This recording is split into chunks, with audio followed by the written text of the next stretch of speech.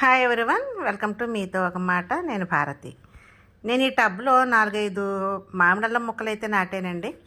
అవి చక్కగా మొక్కలు వచ్చేసి అవి పండిపోయి వాడిపోయాయి. వాటిని తీసేసాను. ఇప్పుడైతే నేను ఈ మామిడల్లాన్ని హార్వెస్ట్ చేస్తున్నాను.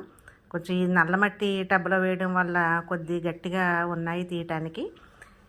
ఈ విధంగా నేను వీటిని అయితే హార్వెస్ట్ చేసుకుంటున్నానండి. మనం ఏదన్నా మన కిచెన్ గార్డెన్లో ఏమన్నా పండించుకోవాలంటే బుట్టల కొద్దీ వచ్చేలా పండించుకోక్కర్లేదండి. మన ఫ్యామిలీకి సరిపడా పండించుకోగలిగితే చాలు.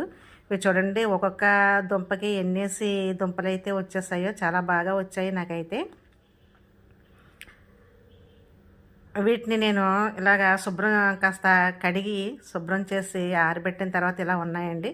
వీటిలో కొన్నిటిని నేనైతే మళ్ళా నాటుకోవడానికి ఉంచుకొని మిగతా వాటిని అయితే పచ్చడి చేద్దాం అనుకుంటున్నానండి.